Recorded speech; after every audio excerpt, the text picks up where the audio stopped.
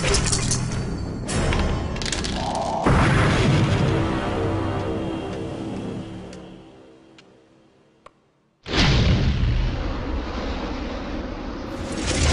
YouTube, Dave here again.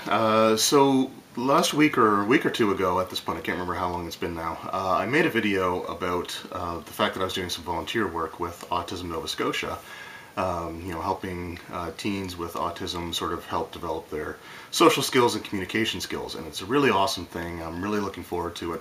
And this week, in fact, tomorrow from the time that I upload this video, is going to be the first session of actual gameplay that we're going to get to. So they're going to finish up character generation. It's only a couple hours long time window for the session.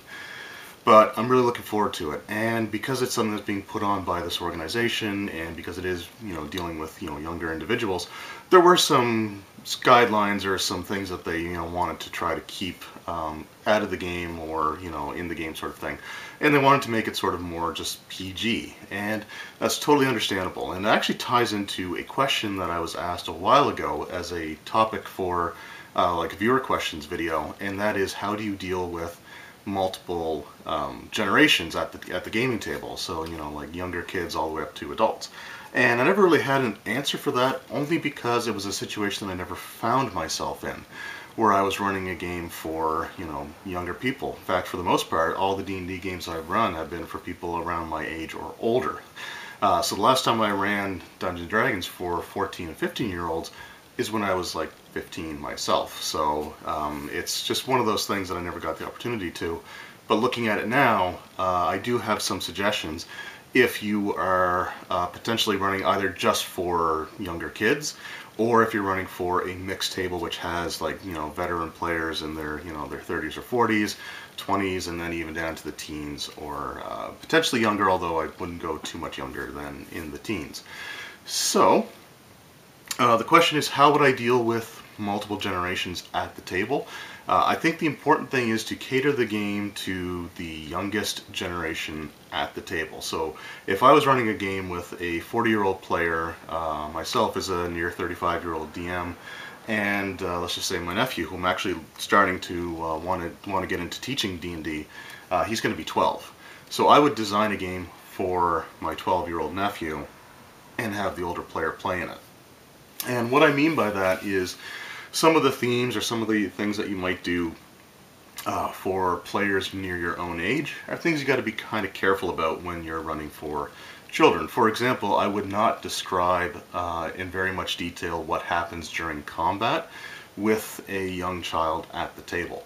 If it's all like my close personal friends, then you can talk about things being cut in half, or blood sprays, or just things being mashed into a pulp, and you can kind of go into detail on that. I don't try to overdo it anyway, just because I think at a certain point it just kind of gets excessive.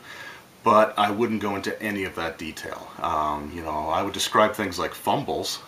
So if one of the players rolls like a natural 1 on their attack roll, you can make sort of a funny thing about how they go to basically fire their arrow if they're a ranged attacker, and they roll a 1, so they let go of the string and the arrow just kind of falls harmlessly to the ground. You can just do stuff like that to keep it fun. But when it comes to describing like critical hits, I would just not do it if there's a really young child at the table. You don't want, I mean, there's enough violence that, these kids can kind of be inundated with as it is. I don't want to do that to them at the gaming table as well. When designing adventures, another thing that I think is kind of important is to have, if you've got younger people at your table, you may want to consider a more linear story. Now, I like to have things where I throw in red herrings, or I just kind of throw out ideas during campaigns that I'm running that have nothing to do with anything at this point in time.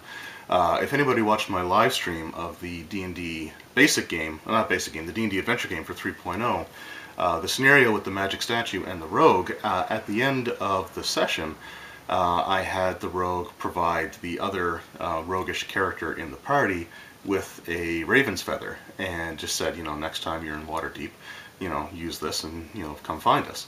And that's not in the adventure at all, and I hadn't considered that at all prior to the game, but it was sort of just an improvisational thing, because they ended up smoothing out things with, this NPC, and wanting to know more about him and his association, I thought, well, hey, here, I'll just throw this out there and see what happens in the future if I continue that group on. So you like to do a lot of those kind of small things that could become bigger things later, but when you're dealing with some younger children, especially if they're like 12, 11, 12, 13, in that age range, the concept of like letting them sort of overly choose how things go might be sort of difficult on them, and they may not know how to best approach that. So try to keep things a little bit more straightforward, and as they get older, you can start introducing more and more complex story elements. You can introduce some red herrings and let them kind of start helping to dictate what happens in the story. But if you got a really young player at the table, then I would recommend just have it be sort of a straightforward thing. The other thing that I would do is, when it comes to the younger children, is I would probably stick to more traditional dungeon crawls. I know it's sort of a cliche of D&D that, it's got dungeons in the name, so you have to always go through dungeons. But when you're dealing with younger kids, I think that's the best way to go about it. Having things like political intrigue or urban stuff might be a bit beyond what they're interested in. Younger generation is the video game generation, so for them, they're used to going to someone, getting a plot point, and then going into, like, if they play stuff like WoW or things like that, then they're probably used to going into, or even Neverwinter, getting the quest and then going to complete it immediately, and a lot of times that involves going through sort of a dungeon setting. It doesn't necessarily have to be a strict dungeon, but you want to basically give them the quest and then have the area where all these encounters are going to be happening.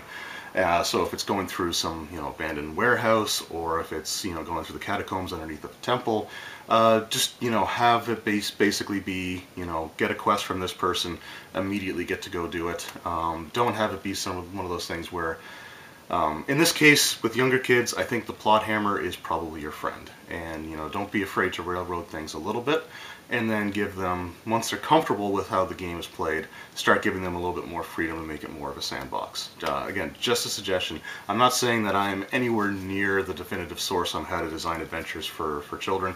I'm just going based off of what my ideas sort of are. The next thing is, when you're dealing with younger kids, I think it's important to have the enemies that they face be monsters.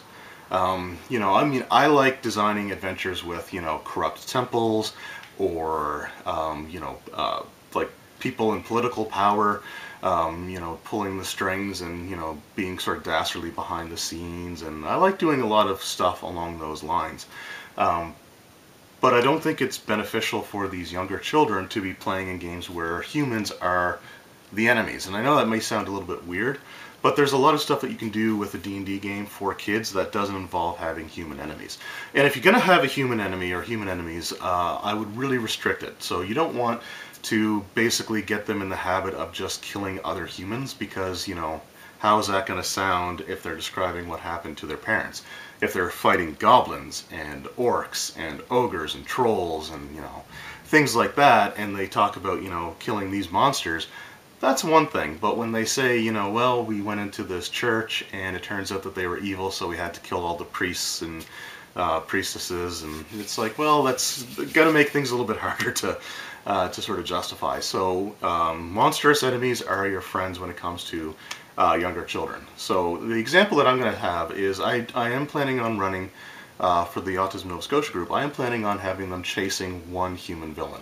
And he's going to be basically pulling all the strings behind the scenes. And it's just, when they go into one area, then they're going to find, the clues to where to go next. And then they'll go there. And they're going to kind of follow him around until they finally, near the climax of the adventure, finally find him and finally, put a stop to his plans. If they get there a little bit late, we'll kind of see what happens. And I'm not going to spoil too much as far as that goes now.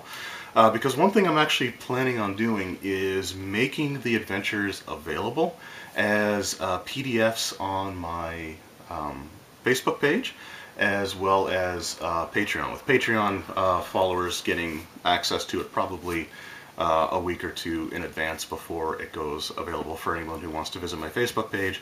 And I'm going to figure out how to make PDFs. I think I did it once, so I'm pretty sure I can figure it out. My printer scanner is not working, which is a really big pain in the butt. So for the maps, I'm just going to have to go really old school and just take a picture of the map that I have. Try to edit it a little bit in photo editing and attach it. But anyway, but that's basically the plan that I have, is there's just going to be one human enemy. There is going to be another situation where they will be potentially fighting other humans, but that's going to be a situation where it's more of a competitive thing and it's non-lethal. And again, I don't want to spoil too much at this point, but that's sort of the plans that I have, and they're going to be following this one human enemy around. And I'm not sure if he's still going to be fully human by the time that they find him. I haven't fully decided on that yet, but again, I don't want these, younger children, school-age children, going around killing humans. I just think that that's not going to go over well at this point. And if you're running for especially younger kids, I mean, these are, 13, well, these are 14 or 15-year-old kids. So I could probably get away with a little bit more, but again, Autism Nova Scotia wants things to be kept a little bit cleaner, which is totally fine. I get that 100%. But if I'm running for, say, my nephew who's about to turn 12, I'm going to stick very closely to just things like goblins, orcs, hobgoblins, bugbears, trolls, ogres, things that you can clearly identify as monsters, and he's not going to go around fighting other humans, just because that's something that at that age I don't want to necessarily just thinking about how it would sound if he was describing it to someone who doesn't know Dungeons and Dragons. So anyway, just a few suggestions that I have. So if you're running with multiple generations, you really should cater to the youngest generation at the table. That said, if they're over, a certain age, like I would say probably 18, 19, just design it the way that you normally would. But if you've got a 4-year-old player at the same table as a 12-year-old player, then you really need to design that adventure for that 12-year-old player. So anyway, if you guys have any other suggestions when it comes to running games for kids, please let me know in the comments below. Just as another sort of aside, this is going to be another light week for videos. So tomorrow I'm running the game for Autism Nova Scotia, and so I won't be putting up a video on Wednesday, most likely. In fact, I'm almost 100% certain there's not going to be a video on Wednesday. Thursday will probably also not really have anything, just because we're gonna have we're gonna have a house guest who's gonna watch the children so that I can go to Autism Nova Scotia. So Friday I plan on having something out, and starting next week I'm going to be doing another series of videos, which will be like a full week long, like Monday to Friday series. So hopefully that'll go well. I'm looking forward to doing that. And again, for anyone who's interested, the Autism Nova Scotia adventures that I'm designing, I will be putting on my Facebook page as well as Patreon. If you're a Patreon supporter, yeah, even just a minimum of $1 a month, then you'll have early access to the adventures. And if you are just following me on my Facebook page, about a week or two later, you'll get access to them. And again, I'm not a professional game designer. I'm not someone who's I consider to be very good at designing adventures. I'd probably sell myself shorter than I need to, but again, I don't want to sound like you need to see these because of how awesome they are. They're probably going to be pretty basic because again, I'm doing this for children in an environment that they want to keep as PG as possible. But we'll see how it goes, and if you're interested, let me know. Just give me some feedback if you actually read the adventures. Anyway, thank you guys very much for watching. Hope you enjoyed, and we'll see you next time.